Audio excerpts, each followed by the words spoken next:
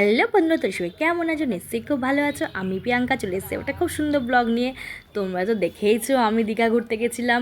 দীঘার ফার্স্ট ডেতে দেখেছো আমরা কেমন স্নান করেছি, তোমাদের সাথে সব কিছু শেয়ার করেছি। এইবার দীঘার ফার্স্ট ডের দিনকে আমরা সন্ধেবেলা কোথায় গেছিলাম সেটাই তোমাদের সাথে শেয়ার করব। দেখো সন্ধেবেলাতে সবাই রেডি হয়ে আমি, আমার বর, আমার শাশুড়ি মা আর যে দাদা গেছে দাদার বউ সবাই মিলে আমরা রেডি হয়ে আমরা যাচ্ছি। কোথায় যাচ্ছি বলো তো?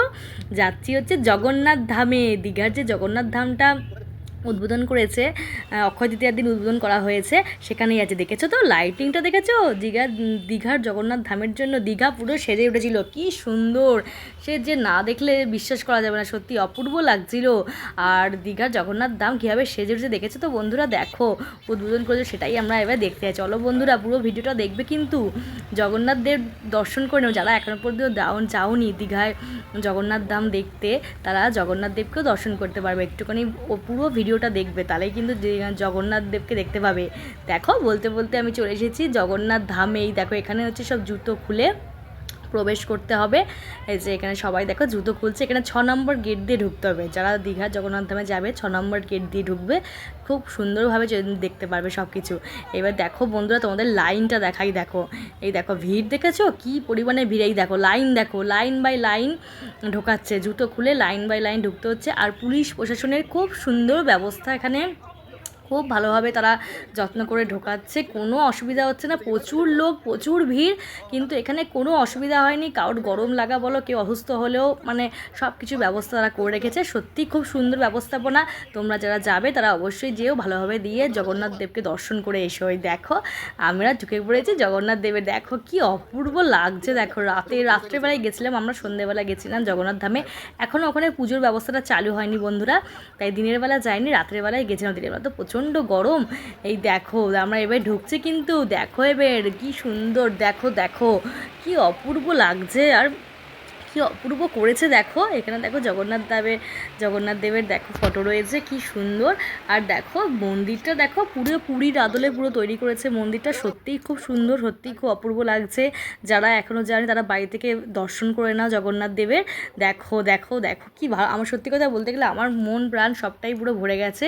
দেখো সব মানুষ ঢুকছে, সবাই নমস্কার করতে করতে ঢুকছে। সত্যিই খুব ভালো লাগছে। আর এই দেখো এখানে নারায়ণ শিলাটা দেখো, কি সুন্দর নারায়ণ ঠাকুর দেখো বসে আছে। আর এই দেখো এখানটা দিয়ে এবার আমরা জগন্নাথ দেবের যে 3টে পাটে অনেকগুলো মন্দির ছিল, এখানে নারায়ণ ঠাকুর ছিল, নারায়ণ শিলা করেছিল। তারপরে এবার যাব আমরা জগন্নাথ দেবে। দেখো তোমাদেরকে ভেতরে বাইরের কাজটা দেখো, এই পুরো বাইরের এরিয়াটা তোমাদেরকে দেখাচ্ছি বন্ধুরা। দেখো তোমরা জাস্ট বাইরের এরিয়াটা প্রচুর বড় জায়গা নিয়ে মন্দিরটা তৈরি করা হয়েছে। সত্যি দেখে মনটা শান্তি হয়ে গেছে।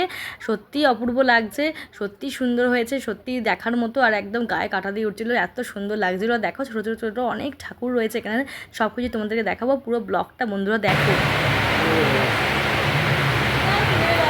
জায়গাটা দেখো।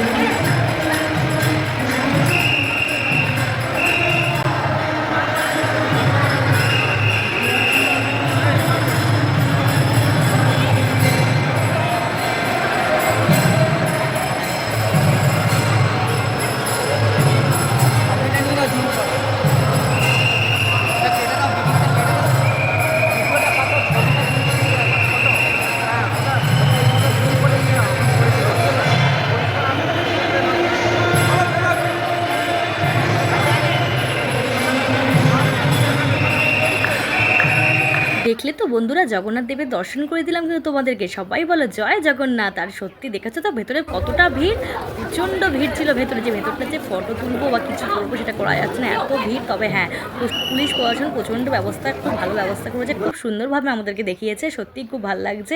এখানে দেখো একটা ঠাকুর তোমাদেরকে দেখিয়ে দিলাম। এই দেখো বাইরে অনেক ছোটো অনেক সুন্দর ঠাকুর। এই দেখো এই একটা ঠাকুরের মূর্তি, কি সুন্দর। এখানে হচ্ছে হনুমানজি আছে। দেখো ভিড়, দেখো কি ভিড়, প্রচুর লোক ছিল, প্রচুর লোক। যেহেতু জায়গাটা অনেকটা বড়, তাই এতটা ভিড় কিন্তু বোঝা যায়নি। এই দেখো এখানে হচ্ছে আমাদের হনুমানজি বসে আছে। এই দেখো তারপরে আমরা দেখো এখানে দেখো পুরীর মতো ধ্বজা উঠছে। দেখো জগন্নাথ দেবের দেখো ধ্বজা উঠছে, দেখেছো?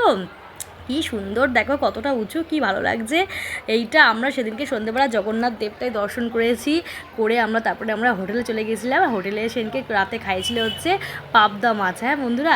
আর ওইটা আমি তোমার সাথে আর তুলতে পারিনি, সত্যি কথা বলতে গেলে প্রচণ্ড টায়ার্ড হয়ে গেছিলাম। আর এখানে দেখো কি সুন্দর কলস রয়েছে, এখানে সব ভোগ দেওয়া হয়, যে 56 রকমের ভোগ দেওয়া হয়, সব কিছুই পুরীর আদলে সব কিছু এখানে করা হচ্ছে। খালি পুজোর ব্যবস্থাটা এখনও শুরু করা হয়নি বন্ধুরা, হয়তো পরে করবে। এই দেখো কি সুন্দর লাগলো। আর যেটা বললাম যে রাত্রেবেলা আমরা খেয়েছিলাম পাবদা মাছ, ডাল, আরও একটা তরকারি করেছিল, সেটা তোমাদের সাথে আর শেয়ার করা হয়নি বন্ধুরা, প্রচণ্ড টায়ার্ড হয়ে গেছিলাম। ভিডিওটা কেমন হয়েছে বলো বন্ধুরা, আবার নেক্সট পার্টে অন্য কিছু শেয়ার করবো। চলো টাটা বন্ধুরা, ভালো থেকো।